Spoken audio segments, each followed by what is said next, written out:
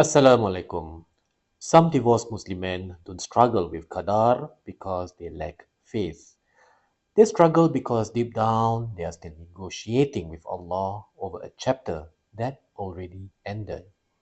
And during Eid, during Takbir, when families gather and the world looks complete, that pain can hit harder than usual.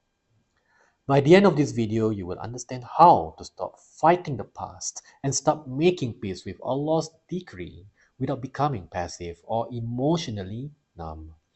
And we're going to talk about something most men never admit. What it feels like to hear takbir outside while your heart still feels broken inside.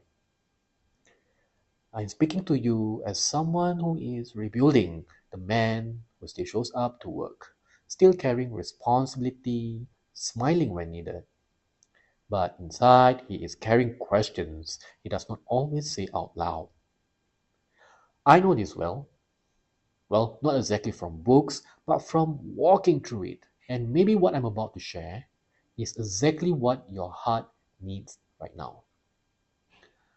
I can remember the first festive season after my divorce did not feel festive.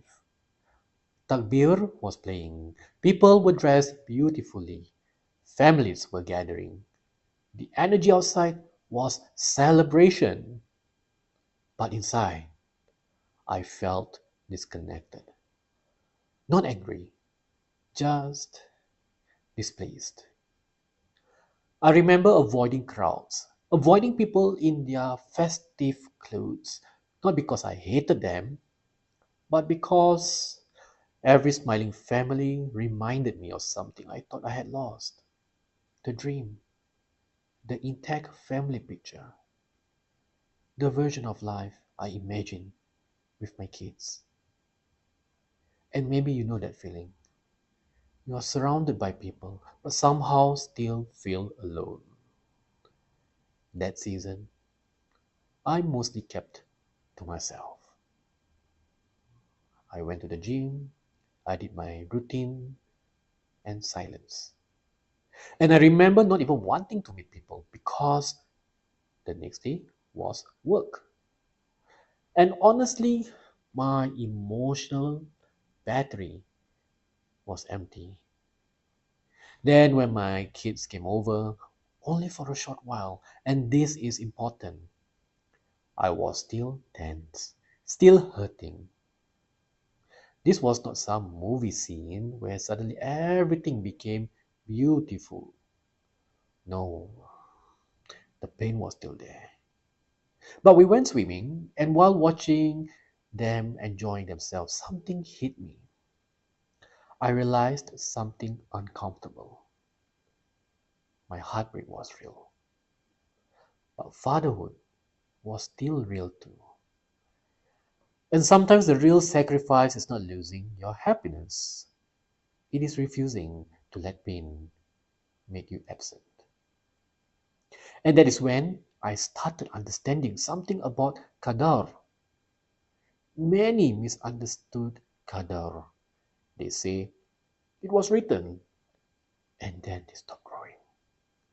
No, that is not the Islamic way to surrender. In my personal opinion, that's what you call emotional surrender. The real Qadar sounds different. It goes something like this. What happened was written.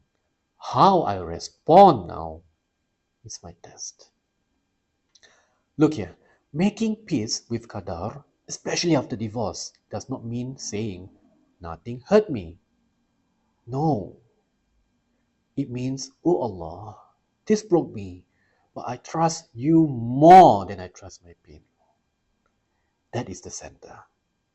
And during festive celebrations such as Eid al-Adha, people talk about Qurban or sacrifice. But maybe we misunderstand sacrifice too. Sometimes the real Qurban after divorce is not money, not comfort, not status.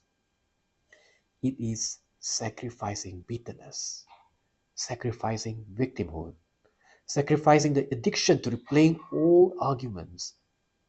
sacrificing the need to understand everything before solely trusting Allah.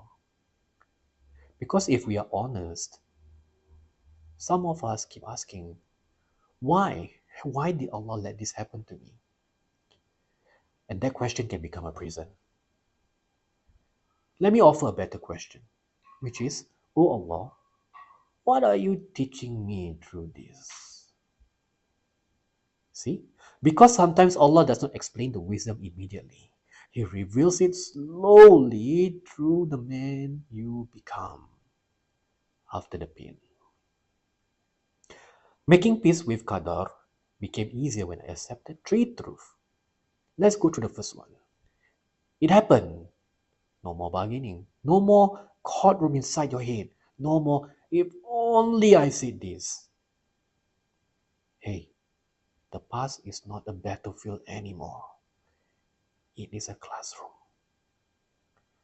Truth number two, Allah saw what I could not see. You saw events. Allah saw hearts, consequences, protection, unseen futures. Sometimes what feels like rejection is actually redirection. Allah says, it may be that you dislike something while it is good for you. And many men only understand this later. The final truth, number three, your manners, your adab after divorce becomes evidence. This is where strength lives, not in revenge, not in winning arguments, but in clean conduct. Your behavior. For example, your patience with co-parenting, your kindness to kids, your fairness, your refusal to slander, your boundaries, your restraint. That is worship. That is what I call a masculine Islam. Because peace with Qadr does not mean foolishness. You can forgive without giving access. You can be civil without reopening chaos. You can let go and still protect your life. You need both clean heart and strong boundaries. So let me leave you with this. One day you want to be able to say, Oh Allah, I did not understand it then, but I trust you now. You took something from me, but you returned me to myself.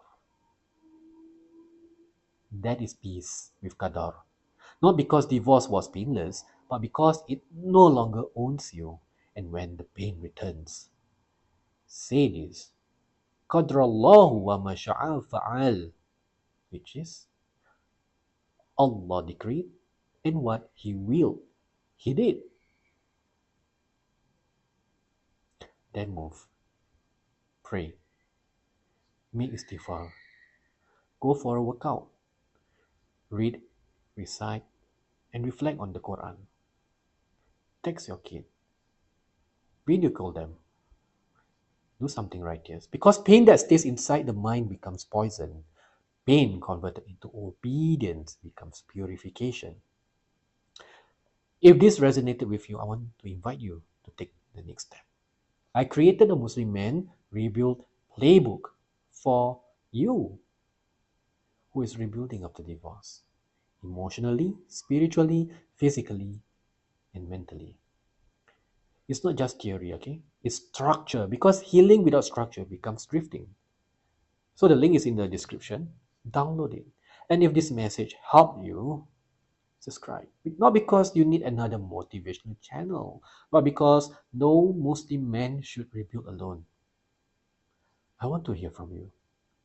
Do you agree or disagree? Can a man truly make peace with Qadar after divorce? Comment below. Assalamualaikum.